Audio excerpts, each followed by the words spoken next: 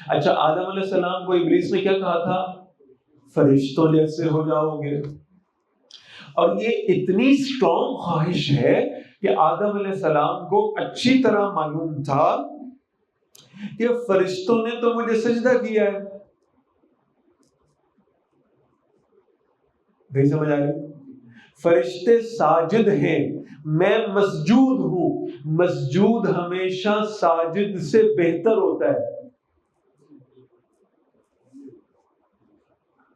لیکن جب ابلیس نے بتایا نا کہ یہ اڑ بھی سکتے ہیں، ایک جگہ سے دوسری جگہ جا بھی سکتے ہیں، غائب بھی ہو سکتے ہیں فلاں، یہ ہے نا، تو خیال ہوا کہ یہ جو سپر پاورز ہے نا، یہ میرے اندر تو کوئی نہیں. لہذا یہ سپر پاورز جیسی کسی ہستی کو فالو کرنا یا اس جیسا بننے کی کوشش کرنا، خواہش کرنا، یہ انسان کی فطرت کا کیا ہے؟ حصہ ہے. میں اس کے لیے بڑی عام موٹی سی مثال دیتا ہوں، شاید آج کے نوجوان بچوں کو سمجھ نہ آئے، لیکن جو میرے جیسے بیٹھے ہیں نا، ان کو اور ہمارے بزرگوں کو بہت اچھا سمجھ میں آئے گا. ہمارے زمانے میں نائی کی دکان ہوتی تھی، آج تو نہیں ہوتی. آج کیا ہوتا ہے؟ سیلونز. ایسے ہی ہمارے زمانے میں کیا ہوتا تھا؟ نائی کی دکان ہوتی. اس سے پہلے بھی ایک ہوتا تھا، ہاں، اسے کہتے تھے گرم حمام. تو ہمارے ابا جی ہمیں بچپن میں کبھی لے کے جایا کرتے تھے، تو مجھے آج تک وہ مناظر نا اللہ نے میری حافظے میں محفوظ رکھے ہیں کہ جب ہم بیٹھتے تھے نا تو دو کرسیوں کے سامنے دو شیشے لگے ہوتے تھے، اور دونوں شیشوں کے درمیان میں جو خالی جگہ ہوتی تھی نا، اس پہ ایک پوسٹر لگا ہوتا تھا. اس پوسٹر پہ کوئی 6-7 کوئی اداکار، کوئی سٹارز، کوئی فلاں. سمجھ آ رہی؟ اور ہمیں پھر ان کی طرف دکھا کے کہا جاتا تھا کہ ان میں سے تم کس کی طرح بننا چاہتے ہو بتاؤ. پھر انگلی رکھ کے بتاتے تھے کہ اس جیسا، پھر ویسی کٹنگ ہو جاتی تھی. یاد ہے کچھ؟ وہ ہمارے بھائی ہیں مفتی مسعود ظفر صاحب، بڑی خوبصورت بات اس دن کہہ کے گئے، مجھے بڑا لطف آیا. کہنے لگے کہ اب یہ جو ایکٹرز اور ایکٹریسز اور یہ سب ہے نا، ان کو کہتے ہیں کیا ہے؟ یہ فلمی ستارے ہیں. کیا ہے بھائی؟ فلمی ستارے ہیں. ٹھیک ہے. حضور صلی اللہ علیہ وسلم نے اپنے صحابہ کے بارے میں کہا تھا اصحابی کالنجوم. حضور کے نزدیک ستارے کون ہیں؟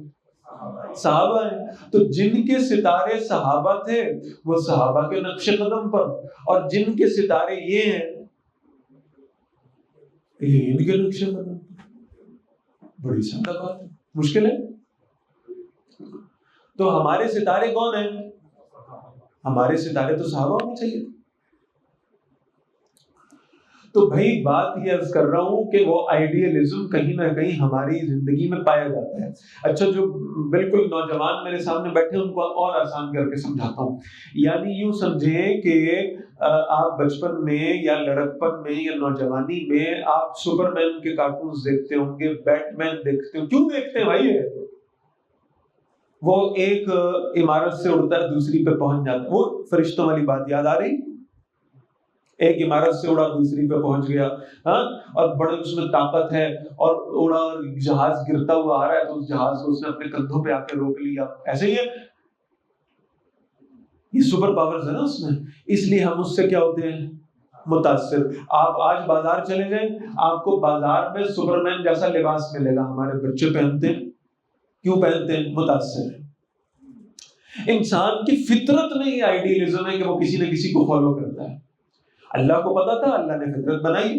جہاں اللہ کو یہ پتا ہے کہ اس کی فطرت میں ہمیشہ کی زندگی کی خواہش ہے، تو اللہ نے اسے ہمیشہ کی زندگی پیش کر دی جنت کی صورت میں، اور کہا کہ اس کی طرف دیکھو اور اس کو اختیار کرنے کی کوشش کرو. وہاں اللہ کو یہ بھی معلوم ہے کہ اس کی فطرت میں کسی نہ کسی سے محبت کرنا، پھر اس کے پیچھے چلنا، اس کی اقتداء کرنا، اس جیسا بننے کی کوشش کرنا، یہ اس کی فطرت کا کیا ہے؟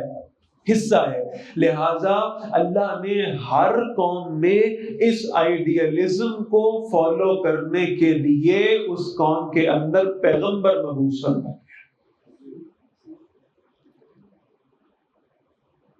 جملہ سمجھ آیا؟ اب آپ اس کانسیپٹ کو ذہن میں رکھیں اور پھر قرآن مجید پڑھنا شروع ہو، آپ کو لطف آئے گا۔ ہم نے عاد کی طرف ان کے بھائی کو بھیجا، ہم نے سمود کی طرف ان کے بھائی کو بھیجا، ہم نے شعیب کو بھیجا، ہم نے صالح کو بھیجا، ہم نے ہود کو بھیجا ان کی قوم کی طرف۔ کیا بنا کے آئیڈیل بنا کے بھیجا۔ کیا بنا کے بھیجا؟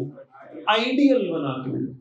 اتنے اونچے اخلاق پر مبنی لوگ جن کی اپنی ذوات مقدسہ جو ہیں وہ خود معجزہ تھی۔ پتہ نہیں میرا جملہ سمجھ میں آیا کہ نہیں آیا؟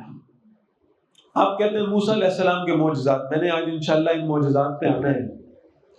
آپ کہتے ہیں موسیٰ علیہ السلام کے معجزات ہیں، عیسیٰ علیہ السلام کے معجزات ہیں، نوح علیہ السلام کے معجزات ہیں، ابراہیم علیہ السلام کے معجزات ہیں، رسول اللہ صلی اللہ علیہ وسلم کے معجزات ہیں۔